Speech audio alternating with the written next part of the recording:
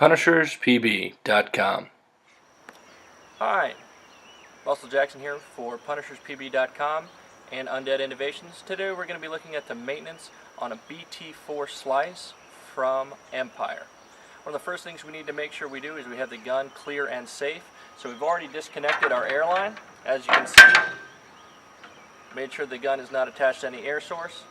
Also, in order to perform the maintenance on this gun, we'll need to remove the barrel. So we're going to remove our barrel blocking device, unscrew our barrel, and set it to the side. As you can see, we've already removed the hopper, so we're clear, safe, and ready to start the maintenance. The BT slice is actually very easy to break down. There's only one pin needed to be removed and no other tools. So to start, we're going to go ahead and remove that one pin, set it aside. The gun actually folds forward from there. The front part here is actually the adapter for the barrel. We're going to go ahead and remove that. When putting it back in, you'll notice there's two lugs on the top and the bottom. They line up in the receiver, and that's how you know you have it in the right spot.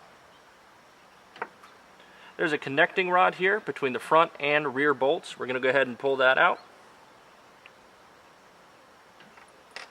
And then we can actually remove our front bolt. Now this gun actually went through an entire season and has not been cleaned like this. So you can actually see there's a little bit of paint residue here on the bolt, a little bit in here in the chamber. So at the end of the season, what we want to do is just wipe that out. During the season, you can actually lubricate the bolt guide here, as well as the rear hammer. As you can see, there's a little O-ring on the front. We want to make sure that's clean and clear.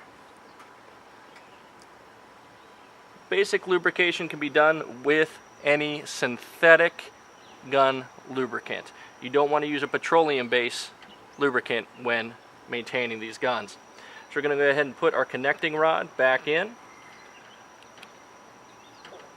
We're going to put our barrel thread back in, again lining the lugs up in the receiver.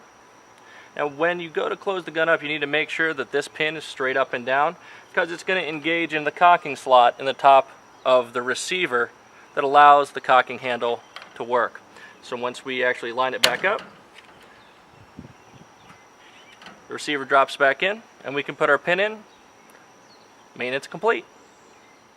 Find us on Facebook, Google+, YouTube, and Twitter.